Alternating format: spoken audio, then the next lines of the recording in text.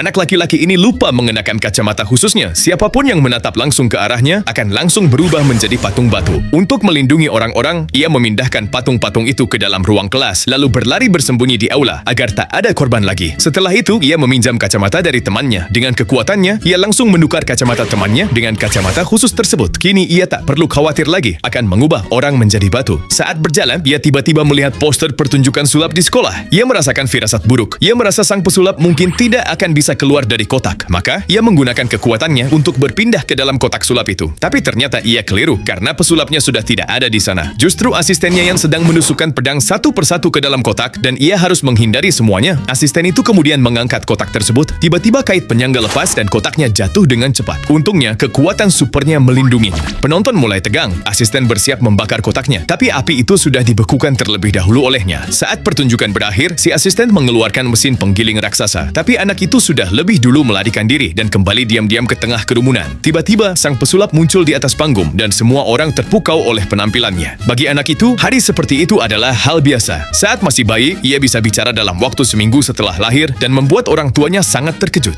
Dalam beberapa hari, ia bukan hanya bisa berjalan, tapi juga bisa terbang. Ketika ibunya kehabisan kecap, ia langsung membuatkan. Namun semua itu tidak membuatnya senang. Saat makan, sendok akan melengkung di tangannya. Saat ia berjalan dan tersandung, seluruh kota bisa bergetar. Karena itu, ia memakai 2 bola di kepalanya untuk menekan kekuatannya. Suatu hari, sekelompok preman datang ke sekolah untuk membuli seorang anak berkacamata. Saat anak itu hendak dipukul, anak berkekuatan super ini menarik mereka dan membuat para preman itu menghilang. Tapi karena tekanan mental yang besar, ia pingsan. Seorang gadis menemukannya dan mengira bola-bola di kepalanya lucu. Namun saat ia melepas bola itu, kekuatannya mengganggu satelit dan menyebabkan kekacauan sistem satelit global. Beberapa menit kemudian, anak itu terbangun. Saat ia menyentuh kayu, kayu itu langsung hancur. Gadis itu sangat ketakutan dan melemparkan bola-bola tersebut. Anak itu sadar betapa bahayanya situasi itu dan meminta gadis itu mengembalikannya. Mereka terangkat ke luar angkasa. Ruangan mulai membeku dan gadis itu pingsan. Di saat genting, anak itu menggunakan kekuatannya untuk mengambil kembali penahan kekuatannya dan berhasil membawa gadis itu kembali ke sekolah.